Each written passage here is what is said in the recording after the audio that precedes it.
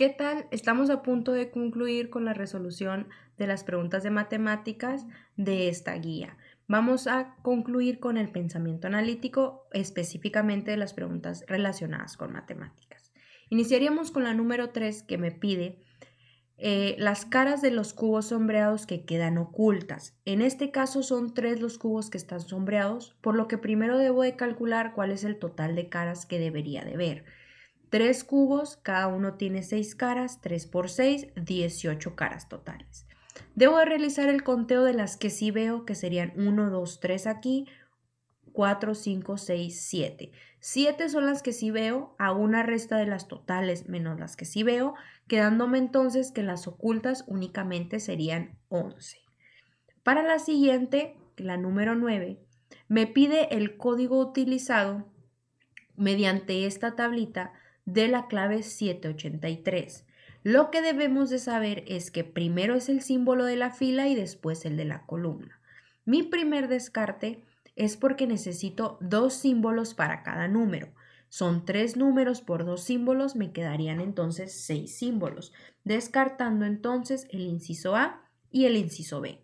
Continuaríamos con lo que me pide que sea fila, columna. Fila es de manera horizontal, columna de manera vertical, por lo que deberíamos de tener un símbolo de rectángulo y un símbolo de triángulo, en ese orden, siendo entonces el inciso D nuestra respuesta correcta. La siguiente, que es la número 10, me pide los lados del polígono resultante al unir las figuras en una pieza.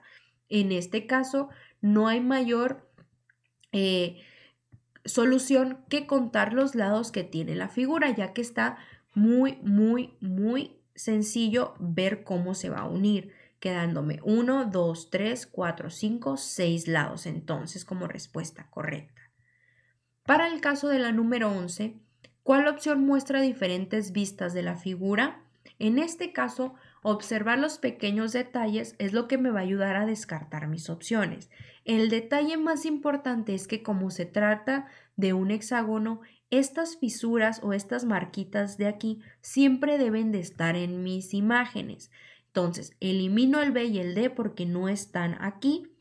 Y en el caso del C lo elimino porque no están aquí, quedándome entonces el inciso A como respuesta correcta. Entonces, observar los pequeños detalles es lo que me va a ayudar a descartar opciones.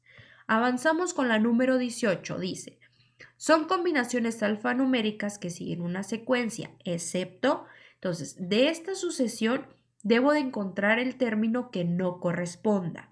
Cuando tengo la combinación alfanumérica, que son letras y números, debo de hacer comparaciones de letras con letras y números con números. Y la mayoría del tiempo, cuando voy a trabajar las letras, debo de trabajarlas en función de lo que conocemos de ellas, que es el alfabeto. Y en el alfabeto están relacionadas las vocales y las consonantes. Dicho esto, entonces comenzamos con el análisis. Las primeras letras corresponden a las vocales A, E, I, O, U, están todas en orden. Los números van de 2 en 2, 1, 3, 5, 7, 9, están correctos. Y la segunda letra va con las consonantes B, C, D, F, pero después de la F no sigue la H, sino la G, por lo que este término de aquí, que es el inciso D, es el término que rompe con el patrón, que no coincide en la sucesión. Para el 19 me pide que identifique el número que rompe el patrón de la sucesión. En el caso de las sucesiones numéricas, lo que debemos de hacer es una comparación de término con término. Por ejemplo, 10 para llegar al 7, para llegar al 3 le resto 7. 3 para llegar al 6 le sumo 3. 6 para llegar al 19 le sumo 13 y 19 para llegar al 41 le sumo 24. En este primer nivel quizás no noto el patrón, pero lo puedo notar en un segundo nivel, que sería menos 7 para llegar a 3, 10, 3 para llegar a 13, 10. Por lo tanto, 13 le tengo que sumar 10 y no da 24. En el momento en el que este número es incorrecto, va a hacer que la suma de 19 más este dato incorrecto me dé este dato también incorrecto. Este, que sí pertenece a la sucesión, sería el número que rompe con el patrón. respuesta correcta, inciso D. Para el caso de la 20, nuevamente es una sucesión que me pide el dato que rompe el patrón. Comienzo con las comparaciones. Del 2 al 4 sumo 2, del 4 al 14, 10, del 14 al 64, 50 y del 64 al 304, 240. Un siguiente nivel me dice que el patrón es multiplicar por 5. 2 por 5, 10, 10 por 5, 50, pero 50 por 5 no da 240. Como este dato es incorrecto, al momento de unirlo con este dato que sí es correcto, me va a lanzar que este término de la sucesión, que es el 304, es el que rompe con el patrón, siendo D nuestra respuesta correcta.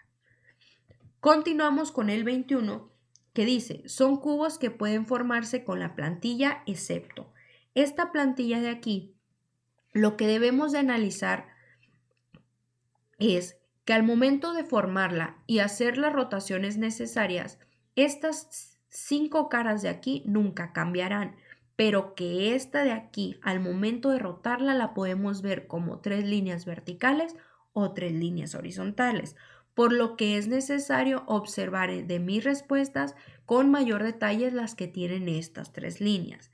Esta de aquí es la respuesta que no se puede formar con la plantilla, debido a que si nosotros decidimos que la cruz sea la tapa superior, esta tapa de aquí va a ser una rotación de 90 grados, por lo que al momento de armar el cubo, en lugar de verse como estas 3 líneas horizontales, deberían de verse verticales.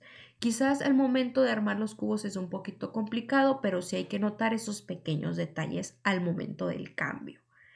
Avanzamos con la 22 que dice, se encuentran apiladas 3 fichas con el mismo diseño. Si se deslizan y se colocan una a la izquierda y otra a la derecha, ¿cuál es la vista superior de las fichas cuando quedan alineadas? En este caso, observando la primera ficha, me doy cuenta de los descartes. Lo primero que debo de notar es que siempre voy a tener una arriba, una abajo, una arriba, una abajo, descartando entonces el inciso A y el inciso B. Posteriormente, también observando la ficha, debo de notar que la esquina superior izquierda y la esquina inferior derecha son las que deben de estar sombreadas y el único inciso que coincide con ese detalle es el inciso C. Continuamos con la 23. En la figura dada se intercambian las columnas 1 y 3. Determine la figura que se obtiene. Esta número 3 la voy a lanzar a esta primera posición y lo que debemos de notar es este triangulito sombreado que quedaría aquí y este triangulito en blanco que quedaría aquí. Estos dos triangulitos me ayudan a hacer los descartes con las opciones, ya que la única que cumple con estas dos características es la del inciso A. Entonces, hay que identificar pequeños detalles y observarlos en nuestras opciones.